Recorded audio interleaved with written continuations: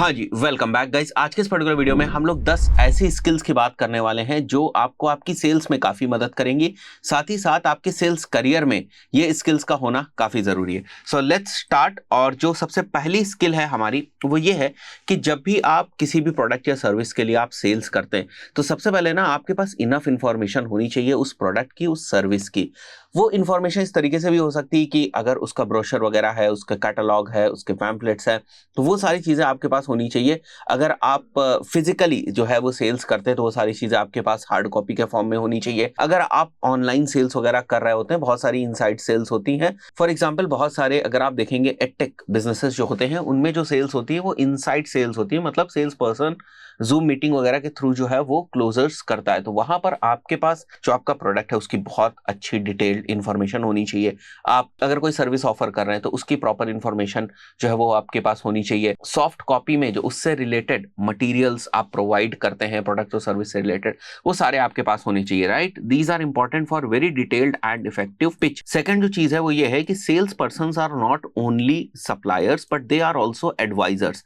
You have to understand the requirement of prospect and provide solutions accordingly. ऐसा नहीं कि बस आपके पास प्रोडक्ट है, आपको जाकर उसको बेचना ही है। आपको सामने वाले की बात समझनी है, सुननी है, उनके पेन पॉइंट्स जो है उनको समझना है और उसके अकॉर्डिंग आपको उनको एडवाइस करना है कि क्या बेस्ट हो सकता है। इस तरीके से सामने जो आपका प्रोस्पेक्ट होता है वो भी आपसे रिलेट कर पाता है और आप उसको लगता है कि आप उसको कुछ बेचना नहीं चाह रहे हो बट आप उसको एडवाइस कर रहे हो कि उसके लिए पॉसिबल बेस्ट सोल्यूशन जो है वो क्या हो सकता है। फाइन। और इन सब चीजों के लिए ना आपकी थोड़ी सी बिजनेस की जो अंडरस्टैंडिंग है वो भी होना बहुत ज्यादा जरूरी है। जैसे फॉर एग्जांपल जब हम लोग अपने एजेंसी के अंदर बहुत सारे डिफरेंट क्लाइंट्स को क्लोज करने की कोशिश करते हैं, लेट्स से कोई एक प्रोस्पेक्ट आता है हमारे पास जो कोई कोचिंग इंस्टीट्यूट ओनर है और हमें उसे अपनी मीडिया बाइंग की सर्विसेज जो है वो ऑफर करनी है, तो हम उनसे बात करते हैं, उनकी प्रॉब्लम्स को समझने की कोशिश करते हैं, उनके बिजनेस को समझने की कोशिश करते हैं, किस टाइप के हमें कैंपेन्स चलाने चाहिए, किस टाइप के हमें कैंपेन्स नहीं चलाने चाहिए, कौन से हमें जो है वो लैंडिंग पेजेस बनाने चाहिए, फेसबुक पहले यूज करना चाहिए, गूगल पहले यूज करना चाहिए, कितने बजट के साथ हमें शुरुआत करनी चाहिए, आगे हम क्या कर सकते हैं। इस टाइप की चीजें जब हम उनसे डिस्कस करते हैं तो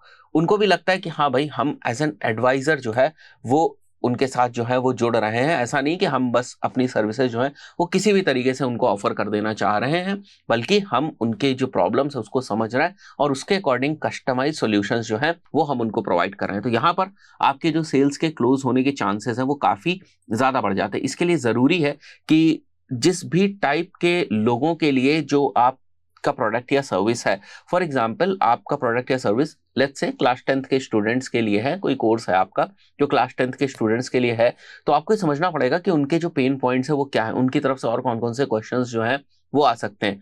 अगर कोई बिजनेस ओनर है, जैसे फॉर एग्जांपल B2B की अगर मैं बात करूं, जैसे जो हमने हमारा एग्जांपल लिया है, पर आपको उस बिजनेस के जो पेन पॉइंट्स हैं उनको आपको समझना पड़ेगा, तो आप बहुत अच्छी तरीके से जो सेल्स हैं वो कर सकते हैं और आपके जो क्लोजर्स हैं वो भी होंगे। Third important thing is exact prospecting. ये बहुत इंपॉर्टेंट चीज है। देखिए, अगर आप एग्जैक्ट प्रोस्पेक्टिंग नहीं करेंगे, कहने का सीधा सा मतलब ये है कि अगर आपको लगता है कि ये फला पर्सन जो है ये मेरा आइडियल कस्टमर है, तो आपने पहले से ना अपने आइडियल कस्टमर की एक चेकलिस्ट तो बनाई होगी, एक जिसको हम लोग कस्टमर अवतार बोलते हैं, कि भाई अगर ये सारी चीजें टिक मार्क हो रही हैं विच मीन्स दैट कि ये वाला पर्सन हमारा आइडियल कस्टमर हो सकता है, अगर हम इसे पिच करें तो ये कन्वर्ट हो जाएगा, राइट। सो इसी को बेसिकली प्रोस्पेक्टिंग बोलते हैं। तो पता चला आपने क्या किया कि आप ऐसे पर्सन या ऐसे प्रोस्पेक्ट के ऊपर बहुत ज्यादा एनर्जी लगा रहे हैं, बहुत ज्यादा टाइम दे रहे हैं, बार बार मीटिंग्स कर रहे हैं, जिसके कन्वर्ट होने के चांसेस बहुत कम है। क्यों? क्योंकि जो आपकी चेकलिस्ट थी ना, अगर उसमें 10 फैक्टर्स थे जिनके बेसिस पे आप डिसाइड करते हो अपने प्रोस्पेक्ट को और फर्दर फिर जो है वो सेल्स प्रोसेस आप अपनी स्टार्ट करते हैं, वो उन्हीं में जो है वो ठीक तरीके से फिट नहीं हो रहा है। वो 5 ऑप्शंस में से 2 ऑप्शंस ही उसके साथ टिक हो रहे हैं, बाकी चीजें नहीं हो रही हैं।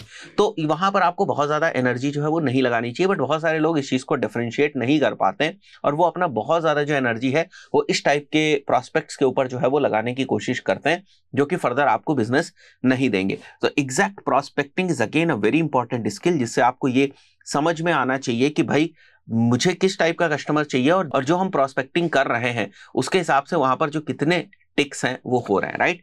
आई बिलीव ये चीज आपको क्लियर हो गई होगी।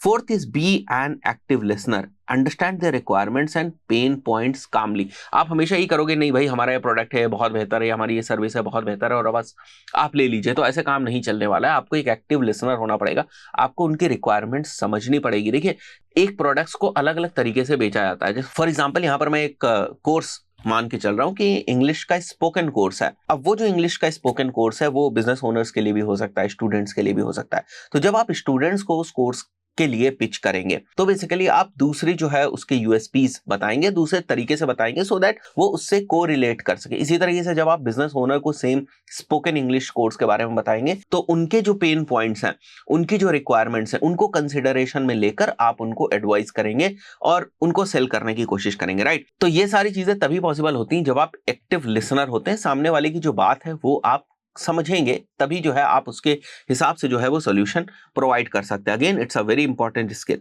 Fifth is relationship building. अब इसमें एक चीज आती है which is called as rapid building technique. आपको ये समझना पड़ेगा, इसकी मैं फिर आगे बात करूंगा, but again another skill which is very important in your sales career, right. Sixth is communication. अब चाहे कम्युनिकेशन की बात हम करें लैंग्वेज के पॉइंट ऑफ व्यू से, सेम पेस पे होने की बात से कि हम रेजोनेट कर पा रहे हैं या नहीं, वो जो बात बोल रहे हैं वो हमें समझ में आ रही है या नहीं, राइट। मतलब हम उससे कुछ मीनिंग ड्राइव कर पा रहे हैं या नहीं, उनके इमोशंस को हम समझ पा रहे हैं या नहीं। तो ये सारी चीजें comes under the communication. Communication is not only about कि ठीक है भाई हम अंग्रेजी बहुत अच्छा बोल रहे हैं, इंग्लिश बहुत अच्छा बोल रहे हैं अपने प्रोस्पेक्ट के सामने में। It is not the only thing which is communication. Communication में स्टोरी टेलिंग भी आ जाता है, कम्युनिकेशन में इमोशनल क्वोशिएंट भी आ जाता है कि किस तरीके से आप दूसरों की फीलिंग्स को, पेन पॉइंट्स को बहुत जल्दी जो है वो समझ रहे हैं और क्या आप एक्यूरेटली समझ रहे हैं, और क्या जो कम्युनिकेशन हो रहा है वो मीनिंगफुल हो रहा है, और जो कम्युनिकेशन हो रहा है उसमें कोई हर्डल तो नहीं है। ऐसा तो नहीं है कि ऐसा लग रहा है कि एक जबरदस्ती का कम्युनिकेशन हो रहा है। वो जो बात कहना चाह रहे हैं वो आप तक पूरी ठीक तरीके से पहुंच रही, आप जो कहना चाह रहे हैं वो उन तक ठीक तरीके से पहुंच रहा है नहीं। This is basically called as communication. So make sure you are speaking the same language, watch your body language, know when to listen, समझ में आना चाहिए। पता चला बीच में ही आप टोक रहे हो तो आपको पता होना चाहिए कि कब बीच में रुकना है, कब सुनना है, कब अपनी बात कहनी है।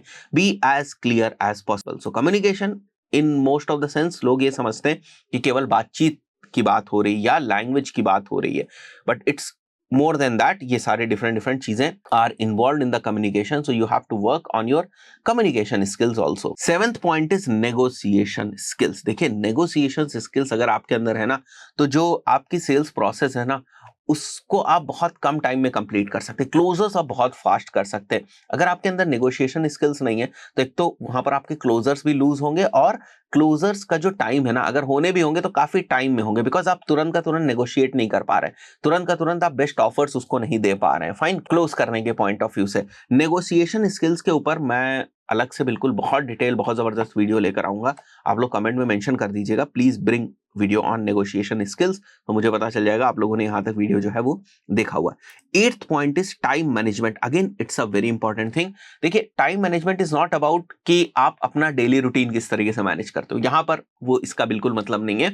यहां पर जो टाइम मैनेजमेंट का मतलब है वो ये है कि पता चला एक लीड के ऊपर आप बहुत ज्यादा टाइम तक काम कर रहे हैं, बहुत ज्यादा एनर्जी, बहुत ज्यादा जो रिसोर्सेज हैं वो लगा रहे हैं उस लीड के ऊपर, और वो लीड आपकी कन्वर्ट नहीं हो रही है। तो आपको ये ध्यान रखना है कि जितनी ज्यादा आप मीटिंग्स कर सकते हैं, जैसे अगर 1-to-1 मीटिंग्स होती हैं आपके बिजनेस के पॉइंट ऑफ व्यू से, तो जितनी ज्यादा आप मीटिंग्स कर सकते हैं, जितने ज्यादा प्रोस्पेक्ट से आप बात कर सकते हैं, उतना आपका जो क्लोजर का परसेंटेज है वो बढ़ सकता है। तो आपको अपने टाइम को इस तरीके से मैनेज करना है कि आप ज्यादा से ज्यादा मीटिंग्स कर सकें और कम टाइम में, मतलब नंबर ऑफ मीटिंग्स भी आप बढ़ा सकें, और जो एक इंडिविजुअल मीटिंग का टाइम होता है उसको कम कर सकें। मतलब क्लोजर का जो टाइम है, फ्रॉम द टाइम आप एक प्रोस्पेक्ट को टच करते हैं वहां से लेकर जो आप कन्वर्ट करते हैं उसके टाइम को भी आपको छोटे करते जाना है। सो must understand the importance of closing a deal in time. Ninth point is objection handling. Objection handling को आप इस तरीके से समझें, कई बार ऐसा होता है कि जब आप सेल्स कॉल्स में बैठते हैं या सेल्स कर रहे होते हैं, उस वक्त ऐसी बहुत सारी चीजें आएंगी जहां पर जो आपका प्रोस्पेक्ट है वो इस तरीके से रिएक्ट करेगा, नहीं नहीं अब तो ये चीज नहीं है तो मैं ये नहीं लूंगा, या अच्छा ये चीज नहीं मिल रही है, अगर ये चीज नहीं मिल रही है तो फिर मैं नहीं लूंगा। तो इस सब चीजों को आप किस तरीके से, जो ऑब्जेक्शन हैंडलिंग होती है उसको किस तरीके से आप हैंडल करते कि अच्छा ठीक है भाई 3 महीने की वारंटी, अगर 6 महीने की वारंटी होती तो मैं ले लेता। तो ये सारी जो डिफरेंट सिचुएशंस आ रही हैं, जो एक तरीके से उसी वक्त जो आपकी लीड क्लोज हो सकती थी, प्रोस्पेक्ट क्लोज हो सकता था, उसमें एक रेजिस्टेंस पैदा कर रही है, that is basically objection handling. So आप किस तरीके से वो रेजिस्टेंस जो होता है उसको हैंडल करते हैं, that comes under the objection handling. इसके ऊपर भी सेपरेट ही वीडियो जो है वो सेल्स प्लेलिस्ट के अंदर ही आएगा, so keep watching this playlist, right. 10th is problem solving. Again ये जो प्रॉब्लम सॉल्विंग स्किल की मैं बात कर रहा हूँ, ये आपकी ऑब्जेक्शन हैंडलिंग में भी यूज होती है, आपकी नेगोशिएशन में भी यूज होती है, आपकी कम्युनिकेशन में भी यूज होती है। बहुत सारी डिफरेंट जगहों पर प्रॉब्लम सॉल्विंग अप्रोचेज जो है वो यूज होती है। प्रॉब्लम सॉल्विंग अप्रोच का सीधा सा मतलब या स्किल का सीधा सा मतलब ये है कि आप अपनी जो पुरानी आपकी नॉलेज है, पुराना जो एक्सपीरियंस है, उसको यूज करके किस तरीके से जो प्रॉब्लम्स उस मीटिंग में आ रही है, सेल्स के दौरान आ रही है, उनको आप किस तरीके से सॉल्व करते हो, कितनी जल्दी आप उनको सॉल्व करते हो। That is basically very much similar to critical thinking. आपकी क्रिटिकल थिंकिंग कितनी अच्छी है, this is again equal to problem solving itself. So यहाँ पर मैंने अप्रोक्सीमेटली 10 ऐसी स्किल्स जो है वो मेंशन करी हैं जो आपको सेल्स में काफी मदद जो है वो करने वाली है। आगे आने वाली वीडियोस में इन बहुत सारी चीजों को हम लोग सेपरेटली डिस्कस करेंगे। इस पर्टिकुलर वीडियो में इतना ही, मिलते हैं नेक्स्ट वीडियो में। Till then good bye.